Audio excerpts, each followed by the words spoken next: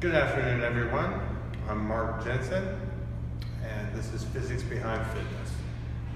Where we are now, really, after discussing aspects of working out and unconsciously activating the tight muscle all the time, is generally what's happening. Now, let's back up 1 second and say there are 640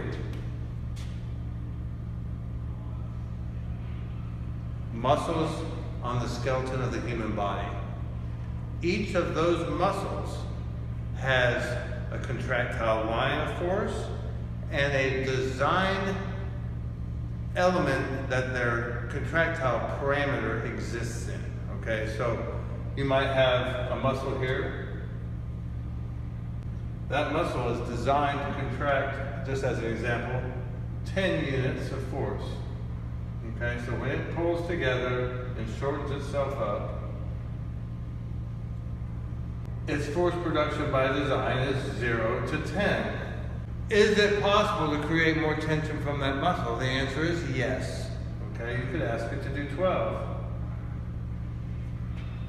It would continue to do 12 till some point in time, but then it would injure itself due to excessive loading of a muscle designed to produce less. One analogy, and sometimes I like to use cars because people have their cars and they use them on a daily basis. Generally, they watch their tachometer. The tachometer meters the RPM of the engine. There's a red line on that tachometer, and just about no one goes over the red line because they wouldn't want to damage their engine. Now, could the engine go over the red line one time? I suspect it could. And it probably could do it several times, or who knows how many, or what the number is, but at some point, going over the red line will destroy the engine or break it down. So in this case, when we exceed muscle's contractile design by going to 12, this muscle will damage itself and pull itself into a contraction. So if a normal muscle looks like this, and this distance is, again, say 10 inches, a damaged muscle will look like this and be only 5 inches long, but still be connected to the same point over here on the skeleton. So the muscle that's drawn up and short is creating constant tension, and the nervous system is holding this muscle in a contraction even when you sleep. So we don't get to shut down the nervous system. We don't get full recovery of that aspect during sleep, where most of our body repair is done. So we want to stay away from exceeding the design parameter of any muscle. I'm going to tell you something, and this is not what people normally understand or believe, but I'm going to make you understand why it is. Generally, and I've watched people in the gym for 45 years. When an individual walks into the gym, they come in one condition, okay? After they have lifted weights and selected what they're going to do for the hour or 2 hours that they're there, when they leave the gym, they're actually in worse condition than when they got there. How is that? What does that mean? Why does it mean that? All right. Remember, we reviewed that there are 640 muscles. They all have their jobs, they have their contractile line. You know that physics and engineering is all going to be based in mathematics. If you were to write out the theory of relativity, you could take your blackboard and write all your mathematical formulas for acceleration and the speed of light and all these type of things and determine how the theory of relativity is designed and developed, okay? In our body, if each individual has their own personal card of 640 mathematical formulas for each muscle's contractile design and performance, and on that card is their mathematical formula for tension development of all the muscles on their skeleton. Okay? So you could write it out. You could say that in the mathematical formula, each individual's card would have a surplus over here, a deficit. Now what are the surplus and deficit? The surplus is excessive tension. The deficit is less tension than it should have. So it has less tension than the design of this structure should possess, and some has surpluses. So throughout the whole formula, there could be surpluses, deficit, surplus, deficit, surplus, surplus. You know, we could have an okay muscle too. Not everything has to be messed up. So we're okay, we pass, we're back to deficit, we're back to surplus. Okay? And this would be scattered throughout your card. Everybody has a card. The cards would range. At the bottom down here, you would have multiple sclerosis, paralysis, all the worst muscular neurological conditions possible. Their card would be at the bottom of the stack. Up here, the top stack would be some of the finest moving people. Athletes aren't necessarily at the top in any way. They only have a lot of surplus of tensions, and they're unorganized and unengineered for the most part, unless they're very talented and they have some exceptional genetics and a lot of different factors that variable anything and everything. So we're not worried about that particularly, other than the fact that athletes are not necessarily neurologically and muscularly set up correctly. And that's why generally they don't last very long in whatever sport they're in. So we have a wide range of cards, and all of us lay somewhere in this range. As I said before, people walk into the gym, they work out, their card goes down in the stack. Okay? Why is that? Neurologically, they sequence muscles a certain way. That neurological sequence is programmed in the brain, and they increase surpluses. Every time they work out, they sequence the surplus muscles first and increase them. If we increase surplus muscle, our card in the stack of the greatest condition to the worst condition goes down again, because this formula that you could write out is further away from engineered design. All right? This is extremely important to understand this point.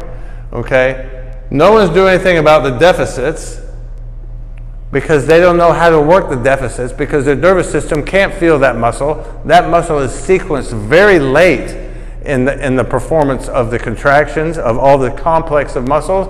So the surplus muscle, or the first sequencing muscle, is getting over inertia. The inertia factor, getting something in motion, is harder than keeping it in motion. So therefore, the surplus muscle gets the weight beginning off the stack, or the bar coming off the body, or however you want to think about it, getting the butt off the chair. It starts with the surplus or the first sequencing muscle. If the first sequencing muscle is not the designed muscle to do the job, then it's exceeding its contractile parameter, damaging itself, going into a constant contraction, and further influencing it to be the first to sequence. What do we have to do? What is very important that we do? One, we have to realize that we're not where we should be in our educational environment. We need to understand what it is that's happening, how this thing works, which muscle does what, and have a little more depth of knowledge before we attempt to come and work on one of, or if not, the most complex machine on the planet. All right? Individuals come in here, apply tension randomly to the structure, and we have no idea the engineering factors involved with that scenario. So, as we increase surpluses and do nothing about deficits, the value of the mathematical equation in our personal card goes down in the stack. So as we work out, our card goes here, it goes here, it goes here, it goes here, and we're going down. Okay, so eventually, as we lower our value of the mathematical formula and our improper muscular sequencing, which is a definition of an unstable joint, improper muscular sequencing. Sorry. Anyway, how do we get rid of the situation, okay? Generally, we can't do it ourselves until somebody helps us a little bit that understands these things I'm trying to teach you, what would help us for our mathematical formula? Okay, well, if we take a look at surpluses and deficits in contractile force production of muscle, if we could take the surplus and reduce it, so we take this surplus and reduce the surplus. We take the deficit muscle and increase it. Okay, so we want this contractile force to increase. We want this contractile force to decrease. Okay, ultimately we want contractions to occur as they're designed, and proper muscular sequencing is the key to stable joints.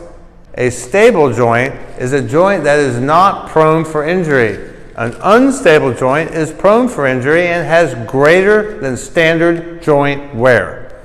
So, if we go through our mathematical formula and we understand what we have here, surplus and deficits, if we can increase the deficits and reduce the surpluses,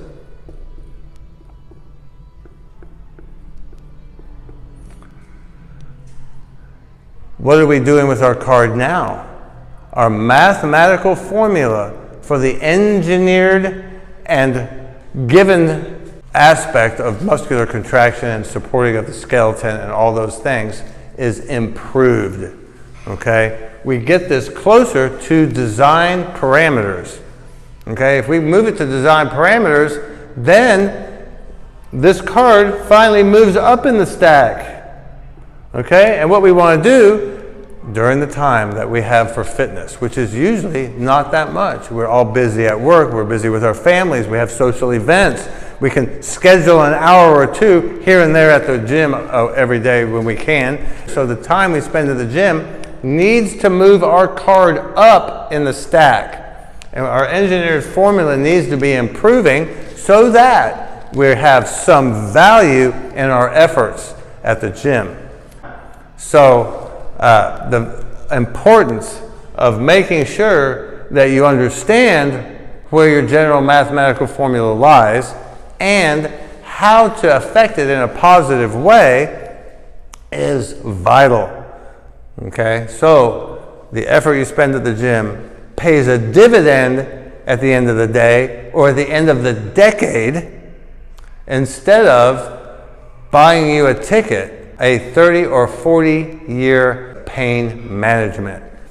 If we continually lower our card during the time that we work out, we destabilize more and more joints, wear them excessively, they're prone for injury, we generally get injuries, then we have to stop doing what we want to do as far as gym time till we feel that we've recovered the joint. We go back and start working out again, but the same injury happens again because the same mathematical formula is occurring again and the same improper muscular sequencing happening again. The point of today is to ensure that you begin to understand that there is a specific way to do things. It's very important to understand that. In 45 years of dealing with this scenario and the first 20 to 25 years of ignorance regarding this thing now proves to me beyond any shadow of a doubt that very few, if any, understand this factor and can apply it to their bodies, even if they do understand the theory or have read it in a book. So thank you very much for your attention today.